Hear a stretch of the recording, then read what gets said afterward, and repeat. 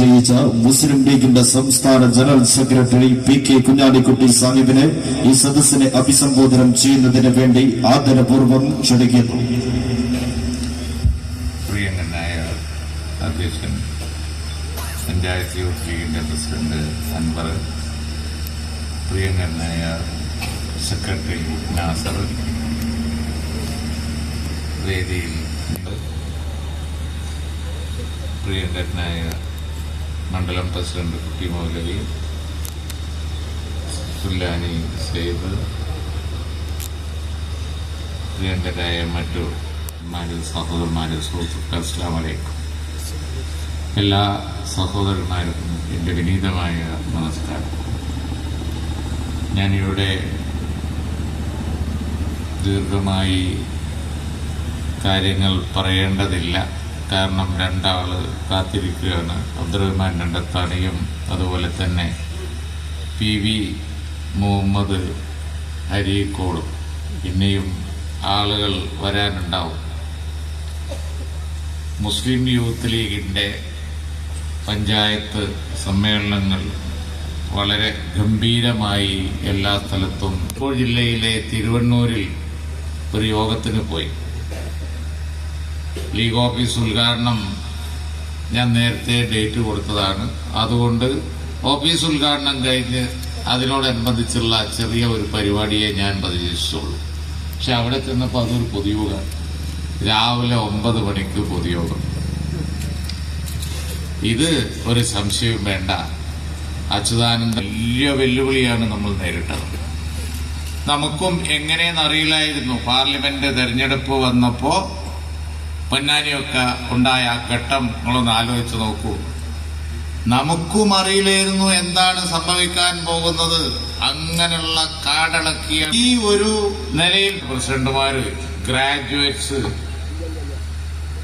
നമ്മുടെ MLA വന്നു, graduates, അതുപോലെ തന്നെ സ്ത്രീ സംവരണം വന്നാൽ നമ്മളെ പണി തീരും എന്നിവർ കരുതി സ്ത്രീ സംവരണം വന്നു. കോളേജിൽ പഠിക്കുന്ന കുട്ടികൾ, പ്രൊഫസർമാര്, അഡ്വക്കേറ്റ്സ്, ലേഡീസ് മുഴുവൻ രംഗത്ത് വന്ന് പഞ്ചായത്ത്, ബ്ലോക്ക്, ജില്ലാ വൈസ് പ്രസിഡന്റ്, പ്രസിഡന്റുമാർ ഭരണം നമ്മൾ ഏറ്റെടുത്തു. തദ്ദേശ സ്വയംഭരണ തെരഞ്ഞെടുപ്പിൽ നാമമാത്രമായ പ്രാതിനിധ്യം 7 മലപ്പുറം ജില്ലയിൽ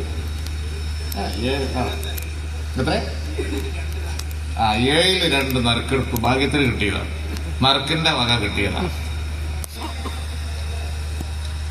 ജനവികാരം മട്ടിമറിക്കാൻ യാതൊരു വഴിയില്ല. അവനായുള്ള എല്ലാ അസ്ത്രങ്ങളും കഴിഞ്ഞു, എല്ലായിടത്തും പ്രയോഗിച്ചു. അമ്പിഞ്ഞി ബാക്കില്ല. ജുബന്റെ പോക്കറ്റിൽ തെരഞ്ഞു നോക്കുമ്പോ അവനാന്റെ ഏക്കില് യാതൊന്നുമില്ല. കൈയിട്ട് നോക്കുകയാണ്, ഒന്നുമില്ല. അങ്ങനെ ഇരിക്കുമ്പോഴാണ് കാര്യം ബോധ്യാവുന്നത്. സ്റ്റേറ്റുകാർ ഇപ്പമാണ്. ഒരാൾ ഭരിച്ചിരുന്നല്ലോ, ഹുസ്നി മുബാറക്ക്, ഇപ്പൊ പോയി. വാർദ്ധക്യം ആയിപ്പോയി മൂപ്പർക്ക്. ഭരണത്തില് 30 കൊല്ലായിരുന്നത്. 30. ഹുസ്നി മുബാറക്ക് ഈജിപ്തിലെ ഭരണാധികാരി, കൈറോയിലെ ഭരണാധികാരി, നൈൽ നദീതീരത്ത്, പിരമിഡുകളുടെ രാജ്യത്ത്, ചരിത്രം കുറികൊള്ളുന്ന രാജ്യത്ത്, ചരിത്രം മുഴുവൻ അവിടെയാണ്.